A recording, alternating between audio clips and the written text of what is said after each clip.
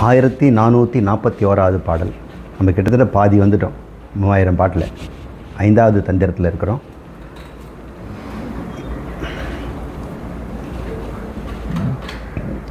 கடும் சுத்த சைவம் அப்படின்னு சொல்கிறார். இந்த சிவநெறியிலேயே ரொம்ப ஓவர் சுத்தம் அப்படின்னு ஒரு சூப்பர்லேட்டிவ் டிகிரி கொடுக்குறார். கடும் சுத்தம், சுத்த சைவம், இதெல்லாம் ஒரு டெம்பரரியாக நம்ம யூஸ் பண்ணுற வேர்ட்ஸ் தான். நமக்கு புரியறதுக்காக கடும் சுத்தம்னா சுத்த வேதாந்தம் அப்படின்னு. வேதாந்தம்னா ஒன்று தான். அதை இவர் ஒரு டிகிரியில் சொல்கிறார். அதை நம்ம பொருட்படுத்த வேண்டாம். மந்திரத்துக்கு போவோம். நான் என்றும் தான் என்றும் நாடி நான் சாரவே, தான் என்று நான் என்று இரண்டிலா தத்பதம், தான் என்று நான் என்ற தத்துவம் நல்கலால், தான் என்றும் நான் என்றும் சாற்றுகில்லேனே அப்படின்னு சொல்கிறார். இங்கே தத்பதம் தொம்பதம்னு 2 வார்த்தை சொல்கிறார். 2வது வரியில் தத்பதம் என்று முடியுது. 3வது வரியில் துவம்பதம் தத் துவம் அப்படிங்கிறார். தத்து துவம்ங்கிறார். இந்த 2 பதத்தையும் பற்றி இப்போ பேசுகிறார். தத் என்றால் சமஸ்கிருதத்தில் தத்துன்னு பேர், இங்கிலீஷில் தட்டுன்னு பேர், தமிழில் அதுன்னு பேர். தத்துனா அது. இந்த இடத்துல அதுன்னு எதை குறிக்கிறாருன்னா இறைவனை குறிக்கிறார். இதுதான் சம்பிரதாயப்படி. அவர் அப்படின்னா அவர்னா அவர் நம்முடைய பெருமாள், சிவன், கடவுள், இறைவன். துவம் அப்படின்னா நீன்னு அர்த்தம். நீங்கள். இப்போ நான் குருவாக இருந்துக்கிட்டு உங்களுக்கு சொல்கிறேன், குழந்தைங்களா, தத் அந்த இறைவன், துவம் அசி அப்படிங்கிற அவர்தான் நீ ஆக இருக்கிறாய். நீதான் அவர். நீ என்ன சொல்கிற? நான்னு நீ உன்னை சொல்கிற. கடவுளை தான் என்று சொல்கிற. அவர்தான், நான் தான். இப்போ தானுங்கிறது ஒரு படர்கையில் சொல்லக்கூடிய ஒரு சொல்லாக இருக்குது. அது ஏதோ அங்கே இருக்குது. கடவுள் எங்கே இருக்கிறாருன்னு தெரியலங்க, ஆனால் இருக்கிறார். கடவுள் ஒருத்தர் இருக்கிறார் அப்படின்னு எப்பொழுதுமே நம்ம நேரடியாக பார்க்காததா நம்ம சொல்கிறோம். மீதி எல்லாத்தையும் நேரடியாக பார்த்துடுறோம். கடவுளை யாருமே பார்த்ததில்லை, நேரடியாக பார்த்ததில்லை. நாமளை எப்படி அறிகிறோம்? நம்ம நேரடியாக அறிகிறோம். நம்ம யாராவது சொல்லி அறிகிறோம். ஸ்ரீபதி நீங்கள் இருக்கிறீங்க, தெரியுதா உங்களுக்கு அப்படின்னு நம்ம சொல்ல வேண்டியதில்லை.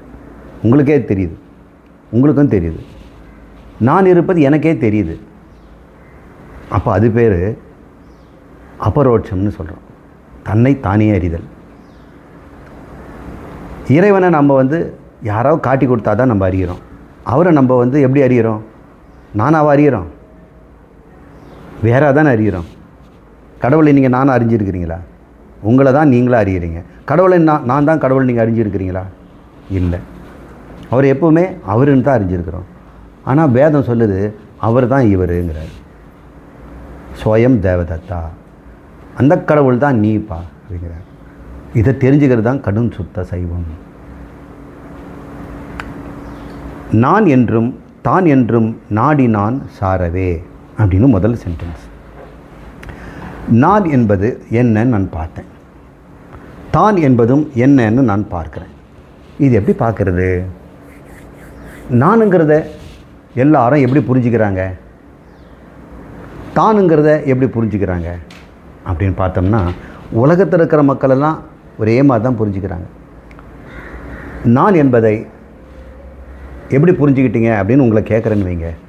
என்ன சார், நான் கோயம்புத்தூரில் வளர்ந்தேன், இங்கே தான் ஒரு இடத்துல ஐடி கம்பெனியில் வேலை செய்கிறேன், வயசு 28 ஆகுது, வீட்டில் பொண்ணு பார்த்துட்ருக்குறாங்க, எல்லாம் நல்லா தான் இருக்குது. எனக்கு கூட பிறந்தவங்க 2 பேர் இருக்கிறாங்க, ஒரு அக்கா ஒரு தம்பி, அப்புறம் அம்மா அப்பா எல்லாம் வேலைக்கு போயிட்டுருக்குறாங்க அப்படின்னு நானுங்கிறத எப்படி சொல்கிறீங்க? உங்கள் உடம்பை வச்சு சொல்கிறீங்க, உங்கள் அறிவை வச்சு சொல்கிறீங்க, உங்கள் மனசை வச்சு சொல்கிறீங்க. இப்போ எதையோ வச்சு தான் நீங்கள் சொல்கிறீங்க. அது ஆளுக்கு மாறதுனால ஆளுக்கு வேறு மாதிரி இருக்கிறோம். அவருடைய உடம்பு வேறு, அவருடைய உலகம் வேறு, அவருடைய அம்மா அப்பா வேறு, அவருடைய அறிவு வேறு. இப்போ நம்ம எல்லாம் வேறு தான். எதன் அடிப்படையில்? நம்மளை புரிஞ்சு வச்சுருக்கிற அடிப்படையில். நம்ம நான் என்பதை நீங்கள் எப்படி புரிஞ்சு வச்சுருக்கிறீங்கன்னா, உங்களை போட்ட நீங்கள் பெற்ற மதிப்பு. நீங்கள் சில சமயம் உங்களை எப்படி மதித்து வச்சுருக்கீங்கன்னா, நான் நல்லவன் அப்படின்னு நீங்கள் மதிப்பு வச்சுருக்கிறீங்க. யாரோ ஒருத்தர் நீங்கள் கெட்டவன் சொல்லிட்டா உங்களுக்கு கோபம் வருது. உண்மையிலே நல்லவனுக்கு ரொம்ப கோபம் வரும். ரொம்ப கோபக்கார் யாருன்னா நல்லவங்க தான். கெட்டவனுக்கு கோபமே வராது. அதனால தான் அவன் கெட்டவனாகிறான். கெட்டவன் எது கோச்சுக்கு போகிறான்? அவனுக்கு வெக்கம் கெட்டவனாச்சே. அவன் பிழைக்கிறத தான் பார்த்துக்கிட்டு இருக்கிறான். அவனுக்கு பிழைக்கிறத பார்க்கும்போது நல்லவன் சொல்கிறத பற்றி அவனுக்கு முக்கியமா? அவனை கெட்டவன் சொன்னால் 1000 சொல்லுங்கள் சார், நமக்கு வேண்டியது ஆக வேண்டியது காசை கொடுங்க. நல்லவன் தான் கோபக்காரன். நல்லவன் தான் அன்பு காட்டுறவன். இப்போ கோபமும் அன்பும் நல்லவன்கிட்ட தான் இருக்குது. இப்போ எல்லாருமே நல்லவனாக இருக்க தான் விரும்புகிறோம். ஆனால் கோபத்தை விடணும்னு பார்க்குறோம். அன்பு வளர்க்கணும்னு பார்க்குறோம். அன்பால் தான் கோபமே வருது. ஒரே கன்ஃபியூஷனாக இருக்குது. இப்போ நானுங்கிறது நம்ம சரியாகவே புரிஞ்சிக்கவே இல்லை. நானுங்கிறது எதை வச்சு புரிஞ்சுக்கிறோம்? நம்ம அறிஞ்சதை வச்சு புரிஞ்சுக்கிறோங்க. ஒன்று அறிஞ்சதை வச்சு தான் நம்ம புரிஞ்சுக்கிறோம். இது யானை அப்படிங்கிறத நம்ம ஸ்கூல்லையும் புக்குலேயும் நேராகவும் பார்த்து நம்ம புரிஞ்சுக்கிட்டோம். அப்போ யானையை வேறுபடுத்தி காட்டுங்க. பூனையில் இருந்துன்னா சார் இது ரொம்ப சுலபம் சார். யானைக்கு காது ரொம்ப பெருசாக இருக்கும். உயரம் 10 அடி கூட இருக்கும். 9 அடி கூட உயரம் வரும். சிலது 4 டன் எடை இருக்கும். 4000 கிலோ இருக்கும். 2000 கிலோ சராசரி தந்தம் இருக்கும். இதெல்லாம் நீங்கள் சொல்கிறீங்களே, இதெல்லாம் அறிவு தானே. நீங்கள் எப்படி இதை அந்த யானையை பற்றி தெரிஞ்சுக்கிட்டீங்க? புத்தகத்தை பார்த்துருக்கீங்க, நேராக பார்த்துருக்கீங்க, கண்ணால் கையால் தொட்டு பார்த்துருக்கிறீங்க, இதெல்லாம் புரிஞ்சுருக்கிறீங்க. உங்களை எப்படி நீங்கள் முடிவு பண்ணீங்க? அது யானைன்னு முடிவு பண்ணதை அறிய வச்சு. அப்புறம் இது கொய்யா பழம் அப்படின்னு நீங்கள் சொல்கிறீங்க. அதுலேருந்து எலுமிச்சம்பழத்துலேருந்து வேறு மாதிரி சார். என்ன எலுமிச்சம்பழம் கொய்யா பழம் சைஸ் இருக்குது அப்படின்ட்டு. சில கொய்யா எலுமிச்சம்பழம் மாதிரியே இருக்கும். அப்புறம் பழுத்தவரை சிவப்பாகும். இதெல்லாம் நம்ம பார்க்கும் பொழுது நம்ம வேறுபாடுகளை நம்ம அறிகிறோம். அறிஞ்ச உடனே அதை பற்றி நம்ம ஒரு மதிப்பீடு நமக்கு உண்டாகுது. அந்த மதிப்பீடு வச்சுட்டு இதுக்கு இவ்வளோ ரேட் கொடுக்கலாம், இதுக்கு இவ்வளோ ரேட் கொடுக்கலாம் அப்படின்னு சொல்கிறோம். கொய்யாவுக்கு இந்த சைஸ் கொய்யாவுக்கு நம்ம 3 ரூபா கொடுக்கலாம். அதே சைஸு எலுமிச்சம்பழத்துக்கு இவ்வளோ கொடுக்கலாம். அதே சைஸு செர்ரிக்கு கொஞ்சம் ரேட் அதிகமாக இருக்குது. இப்போது ஒன்றையும் மதிப்பிடுறோம். நம்ம எதை வச்சு மதிப்பிடுறோம்? நம்ம அறிவை கொண்டு. நம்ம ரூபா நாட்டை எவ்வளோ மதிப்பு கொடுக்குறோம்? அது மேலே இருக்கிற அறிவுனால தானே. இது 100 ரூபா, அதே சைஸுன்றது 500 ரூபாங்கிறோம். கலர் வேறு, ஒரே ஒரு எழுத்து மாறி இருக்குது. அதுக்கு நம்ம இப்போ நிறைய பொருள் வாங்குகிறோம், இது வாங்குகிறோம். பேப்பர் வெயிட்டு ஒன்று தான். நம்ம மதிப்பை மாற்றி பார்க்குறோம். அதனுடைய அறிவுக்கு ஏற்ற மாதிரி. குழந்தை என்ன பண்ணோம்? அதை பற்றி அறிவு இல்லை. அது வாயில் போட்டு சப்புது. ரூபா நோட்டு தெரியாது. கழுதைக்கிட்ட கொடுத்தா அது தின்னுடும். நவரத்தன கல் இருக்குது, அதில் ஒரே ஒரு நெல்மணி இருக்குது. இந்த கோழியை நவரத்தனத்தெல்லாம் தள்ளிவிடும். அதெல்லாம் யூஸ்லெஸ் அப்படின்னு சொல்லிட்டு ஒரு நெல் இருக்கும். கிடச்சிதுரா நமக்கு, தங்க கட்டி எடுத்து சாப்பிட்றா அப்படின்னு கொடுக்குது. அதோடைய அறிவுக்கு ஏற்ற ஒரு மதிப்பு இருக்குது. இப்போ உங்களை பற்றிய மதிப்பு உங்களுக்கு எப்படி இருக்கும்? உங்கள் அறிவுக்கு ஏற்ற மாதிரி தானே இருக்கும். தன்னை எவன் எப்படி அறிஞ்சிக்கிறானோ அது மாதிரி தன்னை மதிப்பிடுறான். தன்னை பிஇ படித்தவன்னா பிஇ அப்படின்னு மதிப்பிட்டுக்கிறான். அதுக்கேற்ற சம்பளத்தை எதிர்பார்க்குறான். பிஇ படிச்சிருக்கிறேன், இவ்வளோ தான் சம்பளமா அப்படின்னு கேட்குறான். இப்போ உன் மதிப்பு உனக்கு தெரியுது. எல்லாரும் தன்னை எப்படி மதிப்பிடுகிறார்கள் அப்படின்னு பண்ணுறது, அதுதான் நான் என்பதனுடைய உடனடியாக அர்த்தம். நான் யாருன்னா நீங்கள் எப்படி மதிப்பிட்டுருக்குன்னு அதை சொல்கிறீங்க. என்னத்தை சொல்கிறது? என் பொழப்பு எதிரி கூட வரக்கூடாது. எனக்கு வர்ற கஷ்டம் மாதிரி எவனுக்கு எதிரிக்க கூட வரக்கூடாது சார். ஒரு நாளை போல் உடம்பு இருக்கிறது இல்லை, சுகர் நிறைய இருக்குது, யூரின் போக மாட்டேங்குது, அப்புறம் வீட்டில் இந்த கஷ்டம் அந்த கஷ்டம் என்னென்னவோ அவங்க சொல்கிறாங்க. அப்போ தன்னை பற்றி என்ன மதிப்பு இருக்குது? எல்லா மதிப்பீடும் அவன் எதன் அடிப்படையில் கண்டுபிடிச்சான்? நான் என்பதை எதன் அடிப்படையில் கண்டுபிடிச்சான்? தன்னுடைய அனுபவம், இந்த உலகம், தன்னுடைய உடம்பு, தன் அறிவுங்கிறதுல சொல்கிறோம் இல்லையா. யார் ஒருவன் இந்த உடம்பு, உறவு, அறிவு, உணர்வு இதன் அடிப்படையில் தன்னை மதிப்பிட்டானோ அதை நான் என்பதனுடைய வாட்சியார்த்தம், நேரடி எல்லாரும் வைத்திருக்கிறது. நான் என்பது லட்சியார்த்தம் ஒன்று இருக்குதுங்க. லட்சியார்த்தங்கிறது என்னென்னா, ஒரு சொல்லுக்கு உள்ளர்த்தம் ஒன்று இருக்கும். உள்ளர்த்தத்தை நம்ம தேடணும். நம்ம வெளியர்த்தத்திலே நம்ம பார்க்க முடியுமா? அது பாருங்க, ஆப்பிள் மாதிரி கன்னம் அப்படின்னு சொல்கிறோம். அந்த உள்ளர்த்தத்தை தானே பார்க்கணும். அது கன்னத்தை காப்பிள்னு சொல்லி கடிப்பாங்களா? அதெல்லாம் முட்டாள்தனமாகிடும். அது என்ன சொல்கிறோம்? அது உள்ளர்த்தத்தை பாருப்பா. அப்படி சொல்லியிருக்கிறதுக்கு இல்லை அர்த்தம்னா நிறைய பாட்டுகளில் நீங்கள் பார்த்துருங்க. அத்திக்காய் காய்ங்கிறான். அத்தி பழத்திற்கு காய் தானே சொல்கிறேன், அத்திக்காய்ன்னு நினைக்கிறோம். அத்திக்குன்னா அந்த டைரெக்ஷன் அர்த்தம். அந்த டைரெக்ஷன் அத்திக்கு, திக்குன்னா டைரெக்ஷன், அந்த டைரெக்ஷனில் பாரு அப்படின்னு அர்த்தம். நிலாவே இங்கே பார்க்காத அங்கே பாரு. நாங்கள் 2 பேரும் தனிமையில் இருந்துக்கிட்டு இருக்கிறோம், ஆணும் பெண்ணும். நீ எதுக்கு எங்களை பார்த்துட்டு இருக்கிற? அத்திக்காய் காய், அந்த பக்கம் நீ பாரு. இத்திக்காய் காயாதே. இத்திக்காய்னு ஒரு காய் இருக்குது, மாதுளங்காய்னு ஒரு காய் இருக்குது. மாதுளங்காய் இது மாது உளம், பெண்ணுடைய மனம்னு ஒரு அர்த்தம் இருக்குது. இப்போ உள்ளர்த்தத்தை வச்சு தான் அவர் பாடுறாரு. நம்ம வெளியர்த்தத்தை பார்த்தோம்னா அந்த பாட்டே நமக்கு புரியாது. இப்போ வாட்சியார்த்தம்னு ஒன்று இருக்குது, லட்சியார்த்தம்னு ஒன்று இருக்குது. ஒவ்வொரு வாக்கியத்துக்கும் கவுனார்த்தம்னு ஒன்று இருக்குது. அப்படியே எடுத்துக்குமா பார், புலி வருது அப்படிங்கிறோம். புலியாக வருது அங்கே. புலி மாதிரி ஒரு போர் வீரன் வரான். இப்போ சிறுத்தை வந்துடுச்சுங்கிறாங்க, கூட்டெல்லாம் கைத்தட்டுது. பார்த்தா ஒரு மனுஷன் கருப்பாக குள்ளமாக வர்றாரு. அவர் கட்சி பேர், அவர் சிறுத்தையாக இருக்கிறாரு. அப்போ அர்த்தம் புரிஞ்சுக்குதுல நமக்கு. சிறுத்தை வருது, சிறுத்தை வராருன்னா எல்லாம் வந்து கைத்தட்டி இருக்கா, மாலையெல்லாம் தூக்கிட்டு வராங்க. ஒரு குழந்தை கேட்குறான், எங்கே புள்ளி வச்ச மாதிரி ஒரு காட்டில் இருக்கிறது வருமா, நேஷ்னல் ஜியோகிராஃபி பார்த்து வருமா? எல்லாருக்கும் தெரியுது. சிறுத்தையுடைய குணம் மட்டும்தான் அவர்கிட்ட இருக்குது. அதனால் உடம்பெல்லாம் புள்ளி இருக்கும், வால் பெருசாக இருக்கான்னு பார்க்காதீங்க. இப்போ அர்த்தம் நமக்கு புரியுது இல்லை. அப்போ ஒரு வாக்கியம் ஒரு சொல்லுன்னா அதுக்கு உள்ளர்த்தம் ஒன்று இருக்கும். உள்ளர்த்தம் பார்க்குறவன் தானே உண்மையான ஞானம் உடையவன், அவன் தான் ஞானி. வெளியர்த்த பாருவங்கெல்லாம் அஞ்ஞானி அல்லவா? இப்போ ஒரு வாக்கியத்துக்கு எத்தனை அர்த்தம் சொன்னேன்? வாட்சியார்த்தம்னு சொல்லி வெளிப்படை அர்த்தம். கவுனார்த்தங்கிறது குறிப்பால் அவனுடைய குணத்தை காட்டக்கூடிய ஒரு அர்த்தம். லட்சியார்த்தம்னு ஒன்று இருக்குது, அது இன்னும் ஆழமாக பார்க்கணும். அத்திக்காய்னா அந்த திசையில் அப்படின்னு அர்த்தம். அது கவுனார்த்தமும் இல்லை, அது லட்சியார்த்தம். இப்போ நான் சொல்கிறேன், அதுவும் நீயும் ஒன்றுங்கிறேன். அதுவுங்கிறதுனுடைய லட்சியார்த்தம் என்னன்னு பார்க்கணும். நீயும் என்பதோட லட்சியார்த்தம்னு பார்க்கணும். அதுவும் ஒன்றுன்னு தான் நம்ம பார்க்கணும். நீ வாட்சியார்த்தம் எப்படி பார்த்தோம்னாக்க அதுவும் நான் என்னாச்சு? அதுவுங்கிறது யார்? இறைவன்.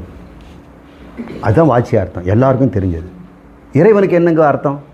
அவர் தான் எல்லாரையும் படைத்தார், இந்த பிரபஞ்சத்தை படைத்தார், இந்த பிரபஞ்சத்தை காப்பாற்றுறார், பிரபஞ்சத்தை தனக்குள் எடுத்துக்குவார். சிருஷ்டி சீலயம் செய்கிறவர் இறைவன். அவர் முற்றறிவு, அவருக்கு எல்லாம் தெரியும். நம்முடைய பாவ புண்ணியங்கள், நம்ம வாழ்ந்த வாழ்க்கை, இனிமேல் போகிறது, எறும்பு புல் பூண்டு மனிதன் எல்லா பற்றியும் அவருக்கு தெரியும். அப்போ அவரை மாதிரி அறிவாக இருக்குன்னா முற்றறிவுடையவர், சர்வஜர், எல்லாவற்றையும் ஆட்டி படைக்கிறவர், நியந்தா. அதனால் அவர் சர்வ சக்தி மத்து. நாம் இதான் ஒரு இடத்துல இருப்போம், கோயம்புத்தூர்லேருந்து பெங்களூரில் இருக்க மாட்டோம். ஆனால் இறைவன் எல்லா இடத்துல இருப்பார், எல்லாத்தையும் அறிவார், எல்லாம் அவரால் தான் முடியும். அப்படின்னா இறைவனுக்கு வாட்சியார்த்தம். இது கரெக்டாக இருக்கா? அப்போ தொம் அப்படின்னு காட்டுறோம், நீ அப்படின்னு. அதை நானுன்னு நீங்கள் புரிஞ்சுக்கங்க. நான் என்பதனுடைய வாட்சியார்த்தம் என்ன தெரியும்? நான் ஒரு 20 years old man, IT graduate, ஒரு ஐடி கம்பெனியில் ஒர்க் பண்ணுறேன், கை நிறைய சம்பாதிக்கிறேன். I am looking for a beautiful girl, ரொம்ப அண்டர்ஸ்டாண்டிங்காக இருக்கணும், நல்ல குணம் இருக்கணும் அப்படின்லாம் நம்ம சொல்கிறோம். அப்போ நான் என்பதை நீங்கள் வாட்சியார்த்தமாக நினைத்துருக்கீங்க. உங்களுடைய படிப்பு, உங்களுடைய அறிவு, உங்களுடைய மனமும், நீங்கள் பிறந்த வீடு, இதை தான் நீங்கள் சொல்கிறீங்க. நான் லட்சியார்த்தத்தை சொல்கிறேன். நான் நல்லவன் கெட்டவங்கிறது கவுனார்த்தம். அப்போ எல்லாருமே நான் என்பதில் கவுனார்த்தத்தையும் வாட்சியார்த்தத்தையும் தான் இருக்கிறாங்க. லட்சியார்த்தம் என்ன யாருக்கும் தெரியல. இறைவனுக்கு நம்ம பேசும்போது என்ன சொல்கிறோம்? வாட்சியார்த்தம் தெரியுது, கவுனார்த்தம் தெரியுது. இறைவன் நல்லவர், வேண்டினா கொடுப்பாருன்னு கவுனார்த்தம். அவர் குணத்தை வச்சு நம்ம பேசுகிறோம். வாட்சியார்த்தம் எல்லாத்தையும் படைச்சவர். சரி, லட்சியார்த்தம் என்னங்க? அத்திக்காய்னா அதுக்குள்ளே இருக்கிற அந்த திசைன்னு சொன்னோமே. அப்போ தத் என்று சொல்லக்கூடிய இறைவன் என்ற சொல்லுடைய உள்ளர்த்தம் என்ன என்றால், அது என்றும் மாறாத, முக்காலத்திலும் இருக்கக்கூடிய ஆனந்தமயமான அறிவு சுரூபமானதுன்னு பேர். அதை ஷார்ட்டாக சொல்லுங்கள் சார்னா சச்சிதானந்தங்கிறோம். சத்துனா முக்காலத்திலும் இருப்பது, சித்துனா ஞானஸ்வரூபமாக இருப்பது, ஆனந்தம்னா அளவற்றதாக இருப்பது. அளவற்ற அறிவு, அளவற்ற சக்தி, அளவற்ற வியாபகம். 3 இடத்தாலும் அளவற்றவர், காலத்தாலும் அளவற்றவர், எல்லா பொருளும் அவரதுன்றதுனால பொருளாலும் அளவற்றவர். அதனால் அவர் ஆனந்தம், அனந்தம். அப்போ கடவுளுடைய லட்சியார்த்தம் என்னங்க? சச்சிதானந்தம். அப்போது மனிதனை காமிச்சு உன்னுடைய லட்சியார்த்தம் என்னன்னு கேட்குறேன். நீங்கள் என்ன நினச்சிட்டு இருப்பீங்க? வாச்சியார்த்தத்தை சொல்ல வருவீங்க. அல்லது இப்படி தொண்ணு கேள்வி காட்டிங்கன்னா கோச்சிக்கு வாங்கும்போது குணார்த்தத்தை சொல்லி கவுனார்த்தத்துக்கு போயிடுவீங்க. நான் கோபக்காரன். சரி, கோபக்காரன் விட்டுடு, உன் வயசு இல்லைன்னா விட்டுடு. நீ யார் அப்படிங்கிற அர்த்தத்தை பார்த்தோம் சொன்னால் அது யாருக்குமே தெரியல. அது சச்சிதானந்தமா. உங்களுக்கு ஆச்சரியமாக இருக்குல்ல? சச்சிதானந்தம், அதாவது சத்துனா எப்பவும் அழியாதவன், சித்துனா அறியாமையே இல்லாமல் எப்பொழுதும் ஞானஸ்வரூபமாக இருப்பவன், அளவற்றவன், காலத்தால் அளவற்ற, நான் அழியவே மாட்டேன், எல்லா இடத்துலையும் இருப்பவன். ஆனால் உடம்பு வச்சு பார்த்தா நான் இங்கே மட்டும்தான் இருக்கிறேன். அது வாச்சியார்த்தம் தம்பி. உன்னோட லட்சியார்த்தப்படி பார்த்தீங்கன்னா நீ எங்கேயும் இருப்பேன். சார் எங்கேயும் இருக்கல சார், இங்கே தான் சார் நான் இருக்கிறேன். இப்போ நீ உன்னை தன்மையை பற்றி நீ தெரிஞ்சிக்கல. அது எப்படி சார் நான் எங்கும் இருப்பேன் இங்கே இருப்பேங்கிற? இங்கே மட்டும்தானே நீ உடம்பை வச்சு இங்கே இருக்கங்கிற.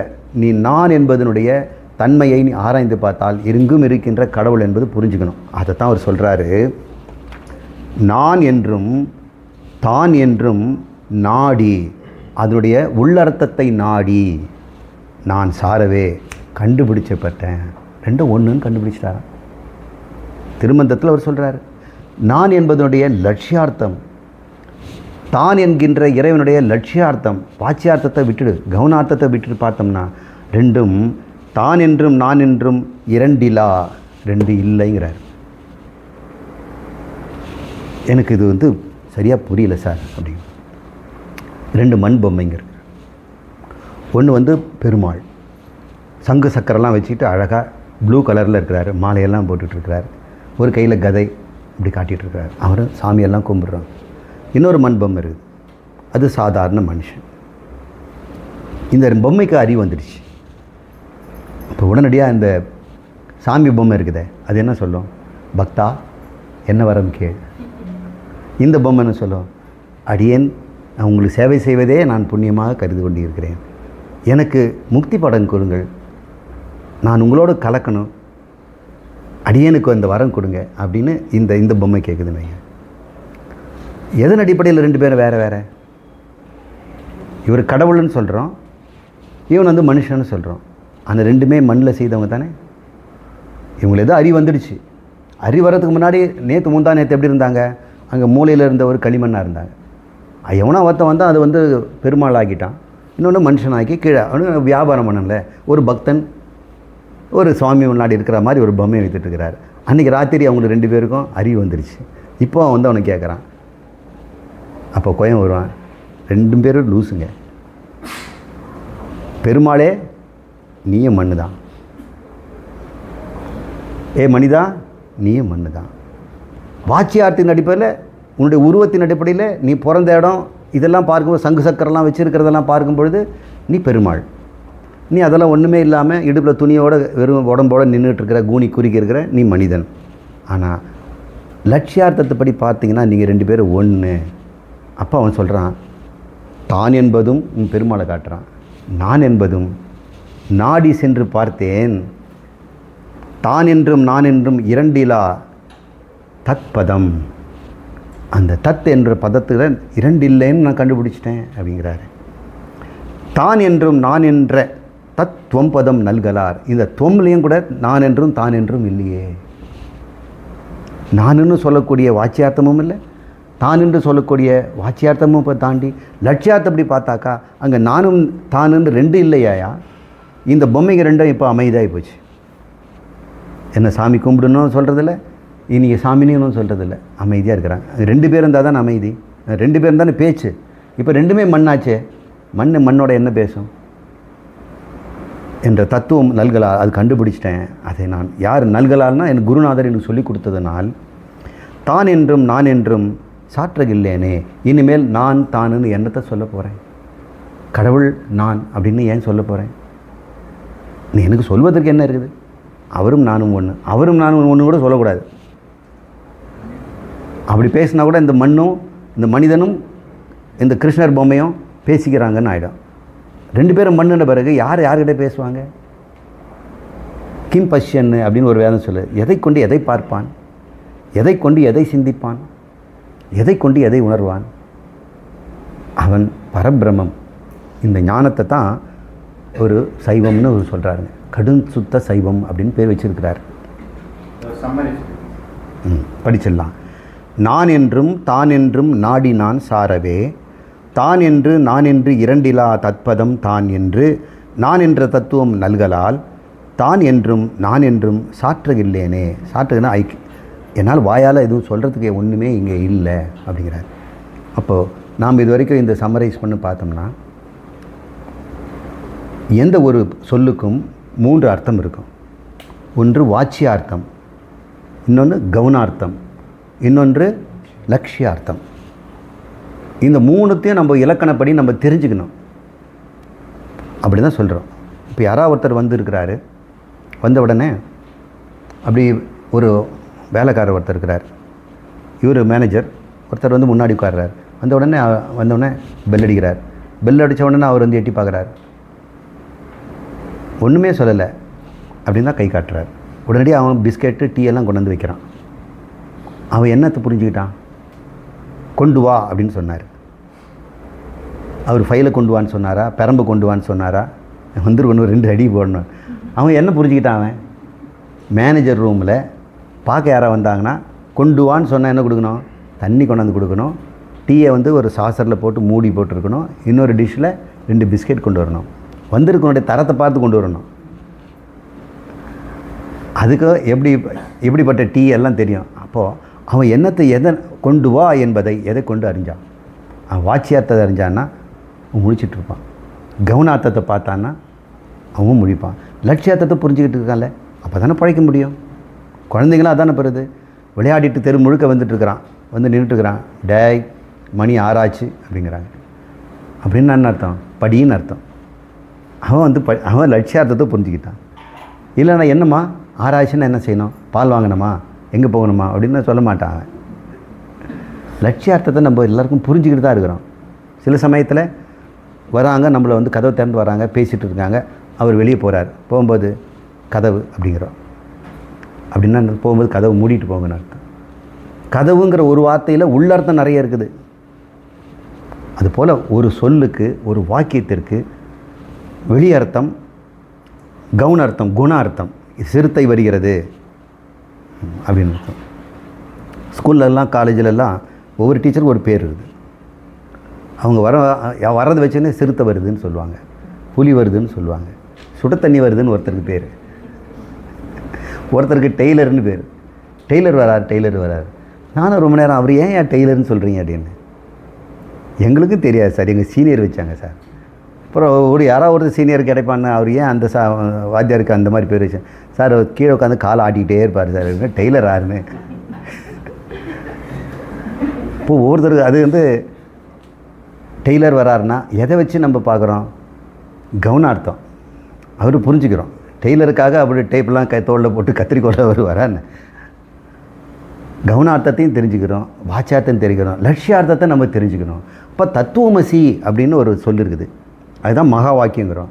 தத்து என்றால் இறைவன், தோம் என்றால் நீ, அசி என்றால் ஒன்று. இதனுடைய வெளியர்த்தத்தை பார்த்தோம்னா இந்த பொம்மையில் இருக்கிற விஷ்ணுவும் இந்த மனிதனும் ஒன்று அப்படின்னா யாருக்கும் புரியாது. வாட்சியார்த்தத்தில் எப்படி சார் இவரும் சமமாக இருக்க முடியும்? அவர் வந்து 5 கிலோ பொம்மை, இவர் வந்து 2 கிலோ தான் பண்ணியிருக்கிறாங்க. இது வேறு, அது வேறு. இது வந்து பூஜை ரூமில் வைக்கணும், இவனை கொண்டு போய் எங்கே வைக்கிறது? இந்த பொம்மை எனக்கு வேண்டாம்பா. யாருமே இந்த மனுஷன் வாங்க மாட்டான். இதனால் வேற்றுமை தான். லட்சியார்த்தத்தை பாருங்கள். ஒரு வேளை 2 பொம்மை செய்திருக்கார், 2ம் கோல்டு. 5 கிலோ கோல்டில் பெருமாள், 5 கிலோ கோல்டில் ஆஞ்சநேயரோ ஒரு மனுஷனோ ஒரு பக்தன், 2 பேரை வச்சுருக்கிறாங்க. யாராவது ஒருத்தன் வந்து நான் பெருமாள் மட்டும் எடுத்துகிட்டு போகிறேன், இவன் வேண்டான்னு சொல்லுவாங்களா? ஒருவேளை மனிதர் வந்து 10 கிலோவாக இருந்து பெருமாள் வந்து வெறும் 2 கிலோவாக இருந்தால் என்ன பண்ணுவான்? அதை நீங்கள் வச்சுங்க, நான் இதை எடுத்துகிட்டு போகிறேன்மா. அவன் எதை பார்க்குறான்? லட்சியார்த்தத்தை பார்க்குறான். எதனால் ஆகப்பட்டதுன்னு பார்க்குறான். இப்போ நீ எதனால் ஆகப்பட்டதுன்னு பார்த்தா சச்சிதானந்தம்ங்கிற கடவுள், இறைவன்ற படைத்தவன் எதனால் ஆக்கப்பட்டவன் பார்த்தா சச்சிதானந்தன் பார்க்குறான். அப்போ எதனால் ஆக்கப்பட்டது அப்படிங்கிறத பார்க்கும் பொழுது நாம் எல்லாம் ஒரு பொருளால் ஆகப்பட்டவர்கள் தான். நாம் எல்லாருமே, இந்த பூமி சூரியன் எல்லாமே ஒரு பொருளால் ஆகப்பட்டது. அது மெய்ப்பொருள், அது பரம்பொருள். அந்த பொருள் என்று தெரிந்து கொண்டேன். அது நானுன்னு எதுவும் சொல்ல முடியும்? அவருன்னு எங்கே சொல்கிறது இருக்குது? நான் என்றும் தான் என்றும் சாற்றுகின்றேனே. I cannot distinguish, I cannot categorically mention. இதுவா அதுவான்னு என்னால் சொல்ல முடியல, அனிர்வச்சனீயம் அப்படின்ற ஒரு நிலையை வந்துட்டார். அப்போ மௌனம் ஆயிட்டார்.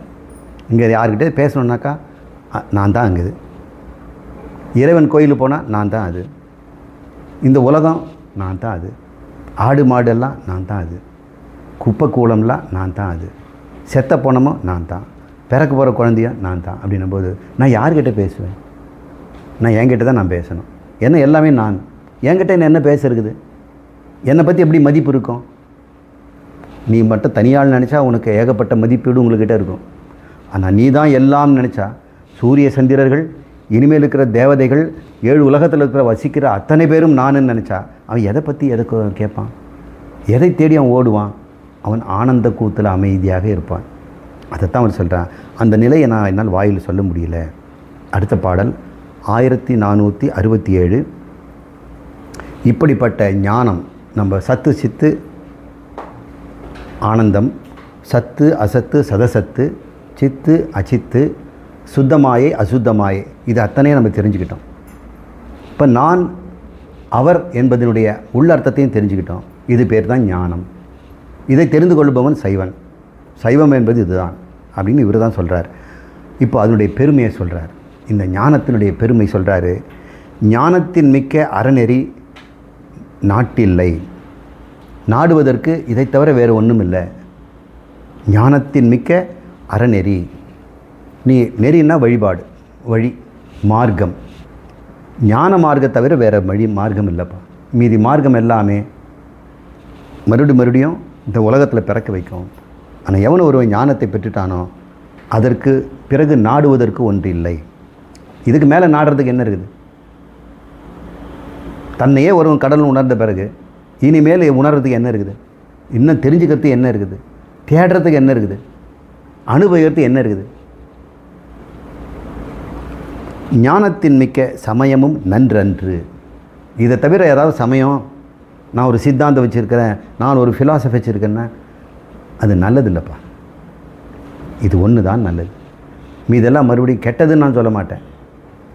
அபேட்சிக குட், சார்புடையது. இதுக்கு விட இது கொஞ்சம் பெட்டரு, இந்த ரிலீஜன் இதை விட பெட்டரு அப்படின்னு தான் பார்ப்பாங்க. எல்லாருமே ரிலீஜன்லாம் இப்போ வந்து மார்க்கெட்டிங் போயிட்டுருக்குது. கொஞ்ச நாள் கிறிஸ்டியனாக இருந்து பார்க்குறான், கொஞ்ச நாள் இஸ்லாமில் இருந்து பார்க்குறான், கொஞ்ச நாள் கோயிலுக்கெல்லாம் இந்து கோயிலுக்கு போகிறான், கொஞ்ச நாள் கடவுள் இல்லைன்னு சொல்லிட்டு போகிறான், அப்புறம் திடீர்னு அங்கே போகிறான். எல்லாமே பிஸ்னஸ் பண்ணுறாங்க. இந்த ரிலீஜனில் நமக்கு வந்து கௌரவம் கொடுக்குறாங்க.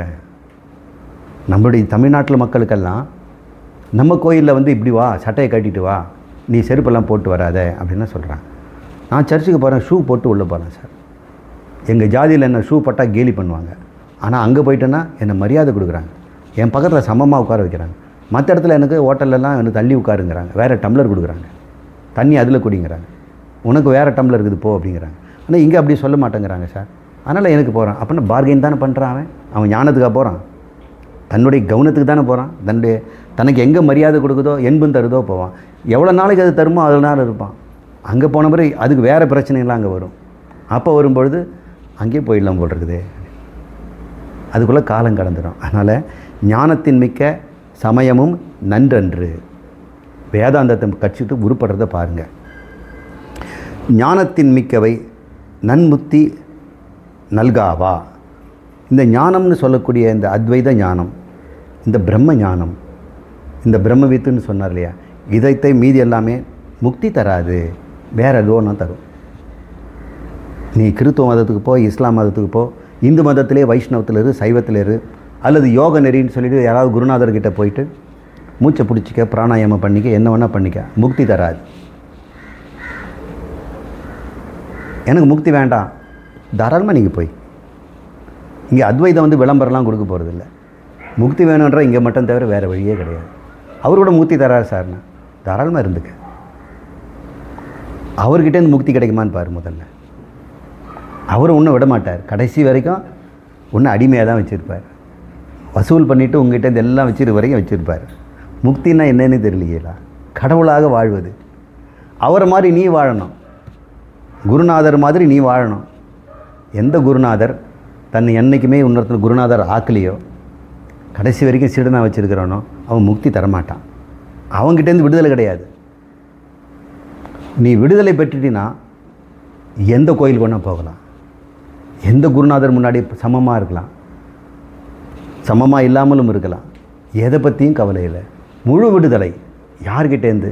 இந்த உலகத்தில் இருந்தும் அனைத்து துன்பங்களிலிருந்து விடுதலை, தர்ம அதர்மத்திலேருந்து விடுதலை, பாவ புண்ணியத்திலேருந்து விடுதலை, ஏழ்மை சுக துக்கத்திலேருந்து விடுதலை, லாப நஷ்டத்திலேருந்து விடுதலை, எல்லாவற்றிலிருந்து விடுதலை. இது பேர் முக்திங்க. அந்த முக்தி ஞானத்தில் தான் கிடைக்கும். ஞானத்திற்கு மிக்கவை. இதுக்கு ஞானத்துக்கு தவிர மீதி எல்லாம் நன்முக்தி நல்கா. வந்து முக்தி என்னன்னு புரிஞ்சுக்குங்க. ஞானத்தின் மிக்கார் நரரின் மிக்காரே. யார் இந்த ஞானத்தில் முழுதும் அறிந்து கொண்டானோ, தன்னை பிரம்மம் என்றும் கடவுள் என்றும் சொரூபமாக, என்னுடைய லட்சியார்த்தம், இறைவனுடைய லட்சியார்த்தம் ரெண்டும் ஒன்று தான். லட்சணம் ஒன்றுன்னா பொருள் ஒன்று தானே. ஒரு பொருளுக்கு லட்சணம் கொடுக்குறோன்னு வைங்க. லட்சணம்னா என்னங்க? அந்த பொருளை தவிர வேறு எதுக்கும் அந்த லட்சணம் பொருந்தக்கூடாது. அது பேர் தான் லட்சணம். வியாவர்த்தகம் லட்சணம். குடை அப்படின்னா குடையை தான் காட்டணும். இப்போ குடைன்னு சொன்ன உடனே உலகத்தில் எல்லாம் இல்லைல்ல. அது நட்சத்திரம் இல்லை, அது கூடை இல்லை, அது கோழி இல்லை, பூமி இல்லை அப்படின்லாம் சொல்லணுமா? குடைன்னு சொன்னால் போதும் இல்லை. இப்போ குடைங்கிறது எத்தனை பொருளுக்கு உண்டு? ஒரு பொருள் தான் உண்டு. ஆனால் அந்த குடையிலையும் மடக்கிற கொடை, நிமித்துற கொடை, ஓலை கொடை, துணி கொடை, பிளாஸ்டிக் கொடைன்னு வந்துடுச்சு இல்லையா? அப்போ அது குடைன்னு கூட நம்ம, அது குடையை கூட நம்ம லட்சணம்னு சொல்ல முடியாது. அப்போ லட்சணம் என்னன்னு பார்க்கணும். குடைக்கு லட்சணம் என்ன? பாதுகாப்பது. மழையிலேருந்தும் பாதுகாப்போம், வெயிலேருந்து பாதுகாப்போம், கடன்காரங்கிட்டேருந்து பாதுகாக்கும். பாதுகாப்பு தரும் இல்லையா? அதனால் கொடைக்கு வந்து சரியான லட்சணம் எது உன்னை பாதுகாக்குதோ அது பேர். அது பேர் சத்திரின்னு பேர். மலையாளத்தில் சத்திரின்னு பேர். சத்திரின்னா ப்ரொடெக்ட் ஃப்ரம் மெனி திங்ஸ். பக்கத்தில் ரோட்டில் ஏதாவது சகதி அடித்தா கூட கொடையை பிடிச்சி மறைச்சிக்கலாம். லட்சணம்னு சொன்னோம்னா அது ஒன்றுக்கு மட்டும்தான் போகிறது, வேறு எதுக்கும் வரக்கூடாது. சத்திரி அப்படின்னு நம்ம வச்சுருக்கிறோம். அப்படி பார்த்தா எத்தனையோ சத்திரி எல்லாம், அது மழை கோட்டு கூட இருக்குது. அதுவும் இப்படி பிடிக்கிறது இல்லை, மேலேயே போட்டுக்கிறோம். அதுவும் மழையிலேருந்து காப்பாற்றுது. திருடங்கிட்டது காப்பாற்றுமா? அல்லது கடன்காரங்கிட்ட காப்பாற்றுமா? அது கொஞ்சம் கஷ்டம்தான். அதுக்கு முகமெல்லாம் மூட வேண்டியது. லட்சணங்கிறது வந்து ஒன்றை மட்டும் குறிக்கிறது அப்படின்னு நம்ம புரிஞ்சுக்கிறோம். இந்த லட்சணம் அப்படின்னா அது தவிர வேறு ஒன்றும் இருக்கக்கூடாது. இப்படி பார்க்கும்போது நரரின் மிக்காரே, இந்த ஞானத்தில் மிக்கார், நரரில் மிக்கார். நரர்னா மனிதர்கள். மனிதர்களில் அவன் தெய்வமாகிறான், அவன் அழியாதவனாகிறான் அப்படின்னு இவர் சொல்கிறார். இந்த ஞானம் என்பதை, முக்தி என்பதை என்னன்னு நம்ம பார்ப்போம். முக்திக்கு லட்சணம் என்ன? லட்சணம்னு சொன்னால் நம்ம வந்து ஈஸியாக அதை அறிஞ்சிக்கலாம். லட்சணம் சொல்லிட்டோம்னா அறிஞ்சிக்கிறது ஈஸி. இப்போ ஒரு லட்சணம் சொல்கிறேன். மேடு மேடாக இருக்கும் சார், பச்சை கலரில் இருக்கும். இந்த தண்டி இருக்கும். ஒரு ஆப்பிள் சைஸ் இருக்கும் சார், இல்லை குட்டி மாங்காய் மாதிரி இருக்கும், கைக்குள்ளே அடக்கிற மாதிரி இருக்கும் சார். அது மேடாக இருக்கும் சார், பச்சையாக இருக்கும். அது மேலே வந்து கருப்பாக புள்ளிங்க இருக்கும். அதை பொழந்தோம்னா வெள்ளை கலரில் அப்படியே ஸ்வீட்டாக ஒரு ஜூஸியாக ஒரு பொருள் இருக்கும் சார். அதை நம்ம சாப்பிட்டோம்னா உள்ள கருப்பு கலரில் கொட்டை இருக்கும் சார். இத்தனையும் நம்ம சொல்கிறோம் இல்லையா? அப்போ உங்களுக்கு என்னன்னு புரிஞ்சிடுச்சு இல்லையா? இதுக்கு ஒரு பேர் கொடுப்போம், சீதாப்பழம்னு கொடுத்துட்டோன்னு வைங்க. அப்போ கரெக்டாக தான் சொல்லி கொடுக்குறேன். சீதாப்பழம்னு சொன்ன உடனே நீங்கள் அதை கண்டுபிடிக்கலன்னு கடையில் போய் சீதாப்பழம் வாங்கிட்டு வாடா அப்படின்னு சொன்னோம்னா அவங்க 1000 பொருள் வச்சுருந்தா கூட நீங்கள் ஒன்று கண்டுபிடிச்சிடுறீங்கல்ல. அப்போ ஒன்று கண்டுபிடிக்கணும்னா லட்சணம் தெரியணும். நீ கடவுளை கண்டுபிடி அப்படின்னு சொன்னான். அவர் லட்சணம் எப்படின்னு சொல்லுங்கள் சார், நான் பார்க்குறேன் அப்படின்றார். யாராவது கடவுளுக்கு லட்சணம் கொடுத்துருக்குறாங்களா? அதனால் தேடிக்கிட்டே இருக்கிறாங்க. லட்சணம் தெரியல. வாசுதேவன் பிடிச்சிட்டு வா அப்படின்னு, சார் லட்சணம் என்னன்னு சொல்லுங்கள் சார். உன்ன மாதிரி தான்டா இருப்பான், இப்படி இருப்பான், அப்படி இருப்பான், காது இப்படி இருக்கும் அப்படின்னு சொன்னோன்னே அந்த கூட்டத்தில் ஒருத்தனுக்கு வாசுதேவன் கண்டுபிடிச்சது இல்லையா? இந்த கூகுளே கூட சர்ச் பண்ணிடுது. ஒரு படத்தை கொடுத்தோம்னா அது கூகுள் வந்து அந்த படத்துக்கு ஏற்ற மாதிரி பொருள் எல்லாம் காட்டி கொடுத்துடுது. லட்சணம் கொடுத்தா தேடி பிடிச்சி கண்டுபிடிச்சிட்டோம். இப்போ இறைவனுடைய லட்சணம் என்ன? அப்படின்னு நம்ம கேட்குறோம். சச்சிதானந்தம்னு சொல்கிறோம். அப்போ ஈஸியாக கண்டுபிடிச்சிடலாம்ல. இப்போ மனிதனுடைய லட்சணம் என்ன அப்படின்னு கேட்குறோம். சச்சிதானந்தம்னு சொல்லுது. லட்சணத்தை யார் சொல்லுவாங்க? அறிந்தவன் தானே சொல்லுவான். லட்சணம் கொடுத்தா அறிஞ்சிக்குவான். லட்சணம் சொல்கிறவன் அறிந்தவனாக தான் இருப்பான். அப்போ மாட்டுக்கு லட்சணம் சொல்கிறவன், சீதாப்பழத்துக்கு லட்சணம் சொல்கிறவன், கொடைக்கு லட்சணம் தான், அது அறிஞ்சவனாக தான் இருப்பான். அது அறியாதவனுக்கு அதை பற்றி சொல்லவே தெரியாது இல்லை. அப்போ லட்சணம் சொல்பவன் அறிந்தவன்னா அறிந்தவனும் லட்சணத்துக்கு சமமாகிடுறான். இப்போ சச்சிதானந்தம் கடவுள் அப்படின்னா சச்சிதானந்தை அறிந்தவனாக தான் இருப்பான். சச்சிதானத்தை அறிஞ்சவன் யாராக இருக்க முடியும்னா சச்சிதானந்தமாக இருக்க முடியும். ஏன்னா சச்சிதானந்த லட்சம் அது ஒன்று தான் இருக்கும். சச்சிதானந்தம் ஒன்று தான் இருக்க முடியும். அப்போ நான் இருக்கிறேன்னு சொன்னோம்னா, நான் இருக்கிறேன் சச்சிதானந்தம் இருக்குதுன்னா சச்சிதானந்த லட்சணம் இல்லைல்ல. சச்சிதானந்த லட்சணமே அது ஒன்று தான், இரண்டற்றது, அத்வைதம்னு பேர். கடவுள் இரண்டற்றவர் அப்படின்னு சொல்லிட்டு அந்த கடவுளை தேடுகிறேன் அப்படின்னு சொன்னான்னா, இப்போ நீ ரெண்டாவது ஆளா? கடவுள் ரெண்டற்றவர்னு சொல்லியாச்சு. அவர் நீ தேடுறன்னு அர்த்தம். தேடுபவன் வேறு, கடவுள் ஒன்று வேறு தானே. அப்போ ரெண்டவற்றவன் பேர் இல்லை, நீ ரெண்டாவது ஆள் இருக்கிற இல்லை. கடவுளை தவிர நீ வர ஒருத்தர் இருக்கிறல்ல. அப்போ லட்சணம் நீ சரியாக புரிஞ்சிக்கல. அப்போ லட்சணத்தை நம்ம சரியாக புரிஞ்சுக்கிட்டோம்னு சொன்னால் கடவுளை கண்டுபிடிச்சிடலாம். இப்போ நான் சொல்லிட்டேன் சச்சிதானந்தம் அத்வைதம், ஏகமேவ அத்விதீயம், இரண்டற்ற ஒன்று என்று சொல்லிட்டேன். கடவுளுடைய தன்மையை சொல்லிட்டேங்க. இப்போ நீங்கள் கண்டுபிடிச்சிட்டு வாங்கங்க. அடையாளம் கொடுத்தாச்சு. லைப்ரரிலாம் தேடுங்க, உலகத்தில் மூல முடுக்கெல்லாம் போங்க, ஆழ்கடலில் தேடுங்க. இதெல்லாம் ஒன்றும் வேண்டாம். சச்சிதானந்தம்னா அதனுடைய லட்சியார்த்தம் என்னன்னு புரிஞ்சுக்குங்க. குரு உங்களுக்கு சொல்லிக் கொடுப்பாரு. எது முக்காலத்திலும் இருக்குதோ அது சத்து, எது அறிவை தவிர வேறு எதுவும் இல்லையோ அது சித்து. அப்போ சித்து தான் முக்காலத்திலும் இருப்பது. முக்காலத்தும் இருக்கின்ற ஒரு ஞானம் அது அளவற்றது. அளவற்றதுன்னா என்ன? 3 விதமான அளவு தான் இருக்குது இந்த உலகத்தில். ஒன்று காலத்தில் அளந்துடலாம், இத்தனை காலம் இருக்கும் அத்தனை காலம் இருக்கும்ன்ட்டு. இன்னொன்று இடத்துல அளந்துடலாம், இவ்வளோ பெருசு இருக்கும் அவ்வளோ பெருசு இருக்கும் சார். இன்னொன்று பொருள் அளந்துடலாம், குணத்தில். அது வந்து குட்டை சார், அது காற்று மாதிரி, அது கனமாக இருக்கும், அது புளிக்கும் அப்படின்னு சொல்லலாம். குணத்தாலும் அளவற்றது. அப்படின்னா எல்லா குணமும் அது இருக்குது. காலத்தாலும் அளவற்றது, இடத்தாலும் அளவற்றது. அதுதான் சத்து, அதுதான் சித்து, அதுதான் ஆனந்தம். அந்த பொருளுக்கு லட்சணம் சொல்லிட்டு கண்டுபிடிங்க. அந்த பொருள் முக்காலத்திலும் இருக்கிறது இல்லையா, அது ஞானமாக இருக்கும் இல்லையா, அது எல்லா பொருளுமாக இருக்கும் இல்லையா. இப்போ உங்களுக்கு என்ன தெரியுது? உங்களுக்கு தெரிஞ்சதெல்லாம் இந்த பிரபஞ்சம்தான், இந்த உடம்பு தான். இந்த உடம்பாக இருக்கிற எல்லா பொருளும் அவர் தான். அவர் எல்லா பொருளுமாக இருக்கிறவர்னா இது பொருள் இல்லாமல் போயிடுச்சுன்னா அவர் கடவுளுக்குன்ற லட்சணம் போயிடும் இல்லையா. அப்போது அனந்தம்ன்ற சொல்லால் எல்லாமும் அவர் தான் புரிஞ்சுக்கிட்டோம். சரி, சித்துங்கிறதுனால என்ன புரிஞ்சுக்காது? எல்லாத்துலையும் எங்கெல்லாம் சித்து இருக்குதோ அவர் கட்டாயம் அங்கே இருக்கிறார். இப்போ உங்கள்கிட்ட அறிவு இருக்குதா? அப்போ கடவுள் அங்கே இருக்கிறார். அவர் எப்படிப்பட்டவர்? முக்காலத்தும் இருப்பவர். அப்போ என்னுடைய அறிவு முக்காலத்தும் இருப்பது, எல்லா பொருளிலும் இருப்பது, கிட்டத்தட்ட நானும் அவர் தான் போல் இருக்கேன் அப்படின்னு கண்டுபிடிச்சிட்டின்னா புத்திசாலி. அதான் லட்சணம் கண்டுபிடிச்சோம்னா பிரமாணம் கிடைச்சிடும்.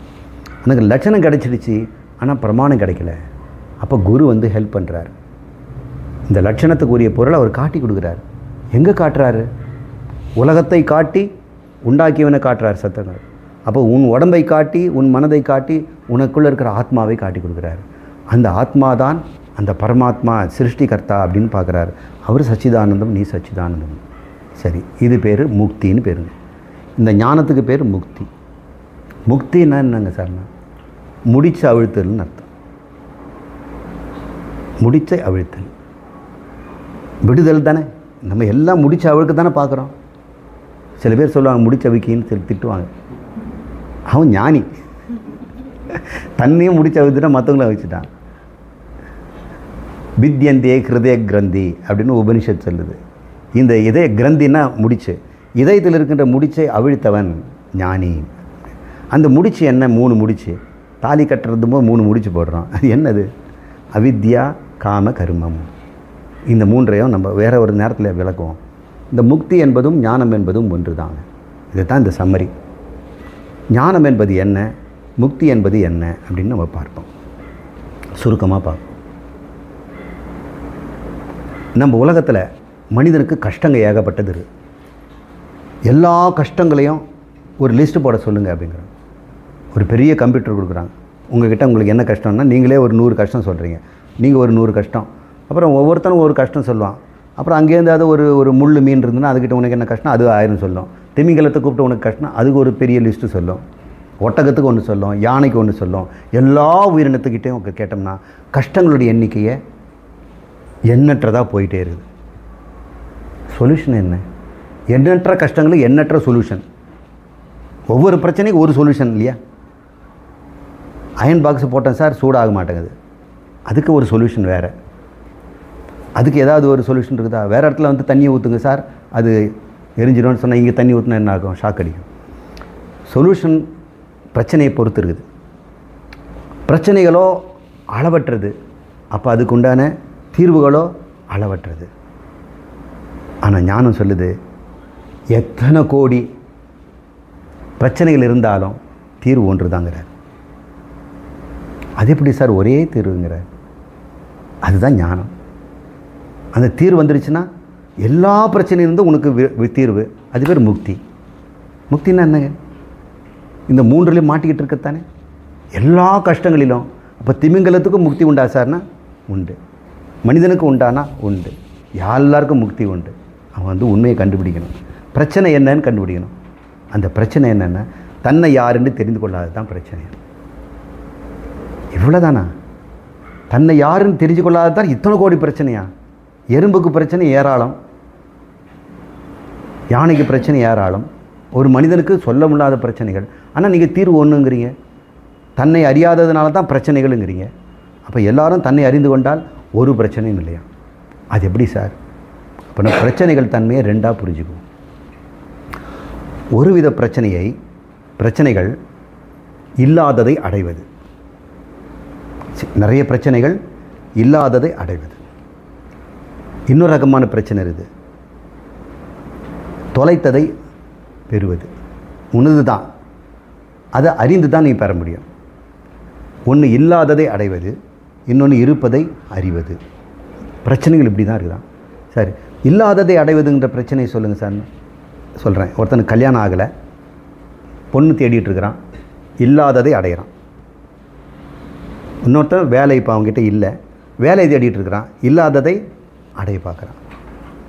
ஒருத்தனுக்கு நோய், இதுக்கு மருந்து எங்கன்னா அதை தேடிட்டு அலையிறான். ஆயுர்வேதத்தில் கிடைக்குமா, யுனானியில் கிடைக்குமா, அலோபதியில் கிடைக்குமா, இல்லை கோயிலில் கிடைக்குமா, விபூதியில் கிடைக்குமா அப்படின்னு அலையிறான். தன்னிடம் இல்லாத அடைகிறது ஒரு பிரச்சனை. அது ஏகப்பட்டதாக இருக்குது. தன்னிடம் இருப்பதை தொலைத்து விட்டு அறிகிறான்னு வைங்க, அதுக்கு என்ன சொல்யூஷன் சொல்லுங்கள்? இல்லாததை அடைவதற்கு என்ன செய்யணும்? நீங்கள் உழைக்கணும், பாடுபடணும், மேட்ரிமோனியில் போடணும், மருந்து கடைக்கு அலையணும், அல்லது வீடு கட்டுறதுக்கு மேசன் கொத்தாலி உங்கள்கிட்ட அலைஞ்சிட்ருக்கணும், கடன் வாங்குறதுக்கு பேங்க் கிட்ட அலையணும். இதெல்லாம் இல்லாததை அடைவதற்கு பிரச்சனைகள் ஏராளம். இது மீன் கிட்ட கேட்டால் அது நிறைய சொல்லும். இருப்பதை அறிவது அப்படின்னு ஒரு பிரச்சனை இருக்குதுங்க. அது மாதிரி ஏதாவது பிரச்சனை இருக்குதுங்களா சார்? அவங்ககிட்ட இருக்குது சார், எங்கே வச்சேன்னு தெரியல. அவங்ககிட்ட இருக்குது, அவன் உடம்புலே வச்சுட்டு இருக்கிறான். கழுத்தில் போட்ட ஆட்டையே தொலைச்சிட்டு தேடுறான். கழுத்தில் இருக்கிற செயினே அவன் வந்து எல்லாம் பீரோ திறக்கிறான், கதவு திறக்கிறான், எங்கே வச்சிருவோம், வாஷ் பேஷனில் வச்சுருப்போமோ அங்கே கழட்டிட்டு அப்படின்னு அவன் தேடுறான். அவன் கழுத்தில் தான் இருக்குது.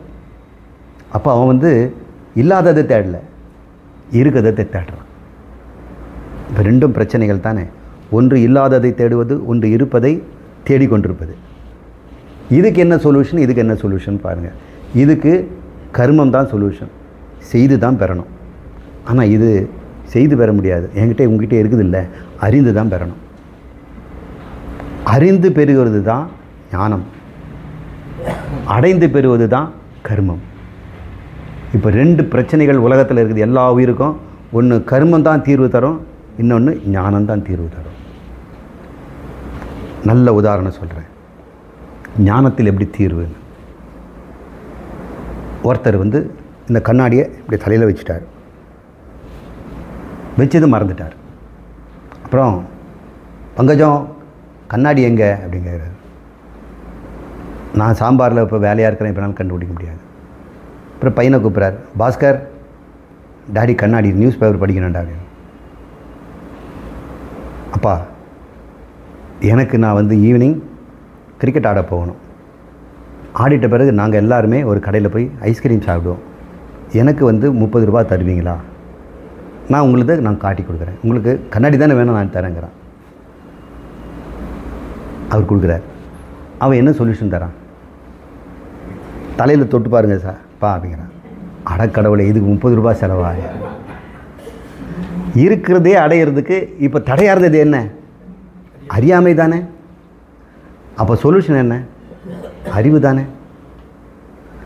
இப்போ சில பிரச்சனையை வந்து கர்மந்தான் செய்து கொடுக்கும், சில பிரச்சனையில் அறிவு தான் தீர்க்கும். இப்போ எல்லா பிரச்சனையுமே அறியாமையில் வருதுன்னு வைங்க. எல்லா பிரச்சனையும் நீக்கிறதுக்கு என்ன வேணும் உங்களுக்கு? அறிவு தான் வேணும். சரி, எந்த அறிவு, எந்த அறியாமை எல்லா பிரச்சனைக்கும் காரணம் அப்படின்னா விஞ்ஞானிகளால் கண்டுபிடிக்க முடியாது. வேதமும் குருநாதரும் சொல்கிறாங்க, டேய், உன்னை பற்றி அறியாமை தான் எல்லா பிரச்சனைக்கும் காரணம். அப்போ உன்னை பற்றி அறிஞ்சிக்கிட்டீங்கன்னா எல்லா பிரச்சனையும் முடிஞ்சு போச்சு. அதான் முக்தி. இப்போ தன்னை அறிகின்ற ஞானம், அதுதான் முக்தி. இப்போ தான் யார் சொல்கிறார்? நானும் தானும் ஒன்று தான். அந்த தானும் நானும் எது அப்படின்னு கண்டுபிடிச்சு பார்த்தா, லட்சியார்த்தத்தை தேடி பார்த்தோம்னு சொன்னால், நான் பிரச்சனையே இல்லாதவன். நானாக பிரச்சனையை இந்த உடம்புன்னு வச்சுக்கிட்டு உண்டாக்கிக்கிட்டேன். நான் மனசுன்னு நினச்சி உண்டாக்கிக்கிட்டேன். நான் புத்தின்னு நினச்சி உண்டாக்கிக்கிட்டேன். இப்போ மீன் வந்து தன்னை மீனுன்னு நினச்சதுனால தான் எல்லா பிரச்சனையும். சச்சிதானந்தன் என்ன பிரச்சனை இருக்குது? இந்த விஷ்ணுவுக்கும் இந்த தொழிலாளி இந்த பொம்மைக்கும் 150 பொம்மைங்க இருக்குது. 550 பொம்மை இன்றைக்கி சொன்னோம் இல்லையா? 550 பொம்மைங்களும் இருக்குது. இவங்களுக்கெல்லாம் பிரச்சனை என்னென்ன? அந்த கொலு பொம்மைகளுக்கெல்லாம் அறிவு வந்துடுச்சு. தள்ளிநெல் அப்படிங்கிறார். ஏன்? நீ தீண்டத்தகாதவன். அவன் ஏதோ ஒரு வேட்டைக்காரனை வந்து அவன் பொம்மை செய்து வச்சுருக்கிறான். இவன் சண்டாளன். அப்புறம் இன்னொருத்தர் பூணூல் போட்டு குடிமை வச்சுருக்கிறார், அந்த பொம்மை. அவர் நான் அந்தனர். அப்புறம் இன்னொருத்தர் லாயர், இன்னொருத்தர் டாக்டரு. அவன் பணக்காரன். அது யாருதுன்னா அவனுடைய ஏரோப்ளேன். இது இவனுடைய காரு. அது கிட்டேயே அவன் வந்து நடக்க மாட்டான். எத்தனை பிரச்சனைகள் அந்த பொம்மைங்களுக்கு சால்வ் பண்ணவே முடியல. உனக்கு என்ன பிரச்சனை அப்படின்னு கேட்குறாரு. எனக்கு கல்யாணம் ஆகணும். இங்கே ஏதோ 2-3 பொம்பளைங்கிறது எடுத்துக்க வேண்டியதானே. அது ஏற்கனவே கல்யாணம் ஆன பொம்பளைங்க. அப்போ இந்த பொம்மையில் எதுவுமே இல்லையா? இல்லை சார், இனிமேல் தான் பிறக்கணும். இப்போ அவனுக்கு இனிமேல் கல்யாணமே கிடையாது. பிரச்சனைகள் சொல்யூஷனுக்கு இப்போ ஒன்று கண்டுபிடிச்சிட்டாங்க. நான் சொல்கிறீங்களே, உங்களோட உருவத்தை வச்சு தான் நீங்கள் நான் சொல்கிறீங்க. இந்த உருவத்தில் தானே எத்தனை பிரச்சனையும். மீனுக்கு ஒரு மீன் பிரச்சனை, யானைக்கு யானை பிரச்சனை, வாழைப்பழத்துக்கு வாழைப்பழம் பிரச்சனை. இதெல்லாம் பிரச்சனைகள்லாம் உங்கள் மண்ணுக்கு என்ன பிரச்சனை சார்? நீங்கள்லாம் யார்? நீ யாருன்னு கேட்டோம்னா நீ உருவத்தை வச்சு நீ சொல்கிற. பொம்மை எந்த உருவம்னு பிச்சு சொல்கிற. உன்னுடைய வாட்சியார்த்தத்தை விட்டு லட்சியார்த்தத்தை சொல்லு. நீ யார் உண்மையில்? எதனால் ஆகப்பட்டவன் சொல்லு. அப்படின்னா மண்ணால் ஆகப்பட்டவன். சரி, நீ தேடுற பொம்பளை எங்கிறது? அங்கே இருக்கிறாங்க. அது எதனால் ஆகப்பட்டது? மண். நீ தேடுகின்ற கடவுள் எங்கே இருக்குது? அதுவும் மண். இப்போ மண் எதுக்கு மண்ணை தேடணும்? மண்ணுக்கு எதுக்கு கல்யாணம் இன்னொரு மண்ணோட? பொம்மைக்கு கல்யாணம் பண்ணலாம். மண்ணுக்கு மண் எப்படி கல்யாணம் பண்ண முடியும்? அதனால் என்ன கிடைக்க போகுது? அதுக்கு மண்ணாக போகும். அப்போது சச்சிதானந்தம் எதனால் ஆகப்பட்டதுன்னு தேடி பார்த்தோம்னா, இங்கே இருக்கிறது எல்லாமே கடவுளால் ஆகப்பட்டதுன்னா நீயும் தானே கடவுளால் ஆகப்பட்டவன். இப்போ கடவுள் ஆகப்பட்டவன் எதனால் ஆகப்பட்ட அந்த பொருளாக தானே இருக்க முடியும். மண்ணால் ஆகப்பட்டது மண்ணாக தானே இருக்க முடியும். பொம்மைகள்லாம் மண்ணால் ஆகப்பட்டது மண்ணாக தானே இருக்குது. அப்போ கடவுளால் ஆகப்பட்டான்னா கடவுள் இந்த உண்மை தெரிஞ்ச உடனே அவனுக்கு எல்லா பிரச்சனையும் சால்வ் ஆகிடுச்சிங்களா? அப்படிங்களா சார்? உங்களுக்கு எல்லா பிரச்சனையும் சால்வ் ஆகிடுச்சாங்க? நிச்சயமாக எனக்கு எல்லா பிரச்சனையும் சால்வ் ஆகிடுச்சு அப்படின்னு ஞானி சொல்லுவான். ஆனால் அடுத்து 7 மணிக்கு பசிக்குது, சாப்பாட்டுக்கு போவான். ஒரு பிரச்சனை வந்துடுச்சு. இல்லை, என்ன சார் இப்போ தான் சொன்னீங்க? எனக்கு இல்லைப்பா, இந்த சரீரத்துக்கு பிரச்சனை. அது போய் ஏதோ சாப்பிட்டுக்குது. இது நல்லா இருக்கே இந்த தத்துவம். பிரச்சனை வந்தால் அதை உடம்புக்கு போட்டுறது, இன்பம் வந்தால் ஆத்மாவுக்கு போட்டுறது. அப்படி கிடையாது. இன்பமும் துன்பமும் சரீரத்துக்கு தான். நான் இன்பமும் துன்பமும் தாண்டி இரண்டற்ற ஒரு பொருள் அப்படின்னு வாழும்போது எல்லா பிரச்சனைகளுக்கும் சால்வ் உண்டாகுதுங்க. அப்போ பிரச்சனைகள் எல்லாம் எத்தனை கோடியாக இருந்தாலுமே அது கர்மத்தினாலும் ஞானத்தினாலும் இன்னும் பிரிச்சுக்கிட்டோம். ஆனால் இந்த கர்ம ஞானங்கிறது கூட எங்கேருந்து வருதுன்னு பார்த்தா அஞ்ஞானத்திலேருந்து தான் எல்லாமே உண்டாகுது. எதை பற்றிய அஞ்ஞானம்னா தன்னை பற்றிய ஞானம். அந்த தன்னை பற்றிய ஞானம் என்னதான்னா, ஒருவன் தன்னை கடவுள் என்று புரிந்து கொள்கிறான். கடவுளுக்கு என்ன பிரச்சனை? கடவுளுக்கு என்ன சார் பிரச்சனை? அவர் மனுஷனாக பிறந்து பார்க்கணும் சார். கடவுள் மனிதனாக பிறக்க வேண்டும், அவன் காதலித்து வேதனையில் சாக வேண்டும். அப்படி ஒரு பாட்டு இருக்குது. அவனுக்கு ஒரு மனம் நொந்து போயிட்டான். அந்த கடவுள் ஒரு முறையாக மனுஷனாக வந்து பார்க்கணையா அப்படின்னு சொல்கிறான். பிரச்சனை கடவுளுக்கு என்ன பிரச்சனை? அவருக்கு என்ன பிரச்சனை? எல்லாத்தையும் படைச்சி விட்டு அவர் பாட்டுன்னு வைப்பார். நீ கடவுளாயிட்டினா, நீ கடவுள்னு புரிஞ்சுக்கிட்டீன்னா உனக்கு என்ன எனக்கு என்ன சார் பிரச்சனை? அதுதான் முக்தி. தன்னை கடவுள் என்று அறிந்து கொள்ளது, மனிதன் என்று தெரிந்து கொண்டு வச்சிருக்கிறது தான் அஞ்ஞானம். தன்னை கடவுள் என்று தெரிந்து கொள்வது தான் ஞானம். தன்னை மனிதன் என்று தெரிந்து கொள்வது தான் பந்தம். தன்னை கடவுள் என்று தெரிந்து கொள்வது தான் முக்தி. நீங்கள் என்ன பண்ணணும்? இதுக்கு காதை கொடுத்து சொல்கிறது கேட்டுக்கிட்டால் போதும். ஞானம்தான். ஏன்னா அஞ்ஞானத்துக்கு ஞானம்தான் தீர்வு. தலையில் வச்சுக்கிட்டு கண்ணாடி தேடுறவனுக்கு தொட்டு பார்த்து இங்கே இருக்குதுன்னு கண்டுபிடிக்கிறதுக்கு தான். இது தவிர வேறு என்ன சொல்வது இருக்குது? இதுதான் இன்றைக்கி நமக்கு திருமந்திரத்துலேருந்து பந்தம், முக்தி, இறைவன் இத்தனையும் நம்ம பார்த்துட்டோம். ரொம்ப அற்புதமான ஒரு 4 பாடலில் நம்ம சிறப்பான ஒரு நிறைவான ஒரு உரையை கட்டோம். ஓம் பூர்ணமத பூர்ணமிதம் பூர்ணாத் பூர்ணமுதச்யதே பூர்ணஸ்ய பூர்ணம் ஆதாய பூர்ணம் ஏவா வசிஷ்யதே. ஓம் சாந்தி சாந்தி சாந்தி. ஹரி ஓம். ஸ்ரீ குருப்யோ நமः. ஹரி ஓம்.